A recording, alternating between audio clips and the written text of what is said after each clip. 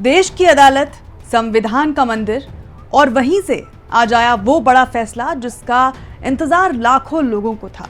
हम बात कर रहे हैं वक्फ संशोधन अधिनियम 2025 की, जिसे लेकर देश भर में विवाद हो रहा था।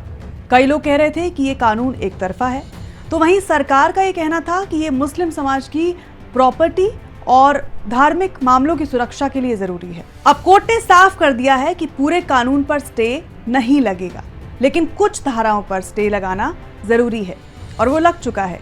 अब सवाल उठता है कि कौन सी धारा रुकी, कौन सी धारा बची और इसका आम आदमी पर असर क्या होगा। ये पूरा मामला आपको समझाते हैं। नमस्कार, आप देख रहे हैं यंग भारत और मैं हूं आपके साथ अंजलि चौहान। सुप्रीम कोर्ट ने कहा पूरे कानून को रोकने की जरूरत नहीं है, लेकिन कुछ हिस्से विवादित हैं जिन पर फिलहाल स्टे रहेगा।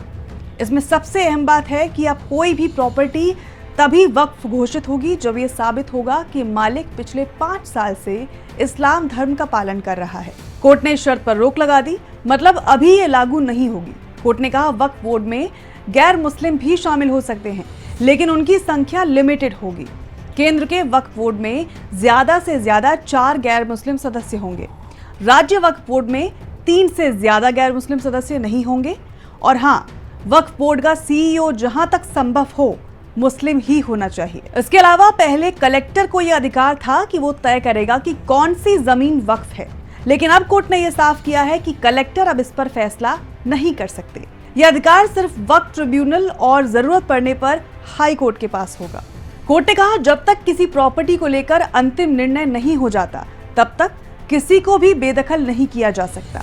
यानी अगर किसी के घर या जमीन पर वक्फ का दावा है तो मामला पूरी तरह सुलझने से पहले उस व्यक्ति को हटाया नहीं जा सकता। चीफ जस्टिस का यह कहना है कि संविधान में हमेशा कानून को सही माना जाता है जब तक कि बहुत बड़ी गलती ना हो। इसीलिए पूरे वक्फ संशोधन अधिनियम पर स्टे नहीं लगाया जाएगा, लेकिन यह भी साफ किया है कि कुछ धाराएं गंभीर चिंता वाली हैं। ये फैसला इसीलिए अहम है क्योंकि देश भर में वक्फ प्रॉपर्टीज पर विवाद बढ़ते जा रहे थे। कई जगहों पर लोग कह रहे थे कि उनकी जमीन अचानक से वक्फ प्रॉपर्टी घोषित कर दी गई। कोर्ट का ये फैसला उन लोगों को अस्थायी राहत देता है। इस मामले पर सरकार और याचिकाकर्ताओं की दलीलें भी सामने आई हैं। आपको बताते हैं, सरकार का ये कहना था कि ये कानून मुस्लिम समाज की जरूरतों के हिसाब से बनाया गया है, लेकिन याचिकाकर्ताओं ने कहा कि इसमें भेदभाव है, गैर मुस्लिमों को किनारे कर दिया जा रहा है।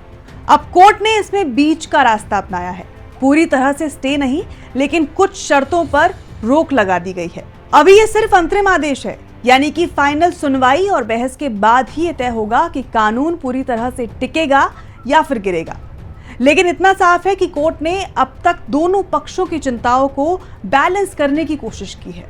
तो फिलहाल यही कहा जा सकता है कि सुप्रीम कोर्ट ने वक्फ संशोधन अधिनियम 2025 पर कोई भी फाइनल फैसला नहीं दिया है, लेकिन कुछ धाराओं पर रोक लगाकर ये मैसेज जरूर दिया है कि कानून बनाना सरकार का काम है और संविधान की रक्षा करना अदालत का।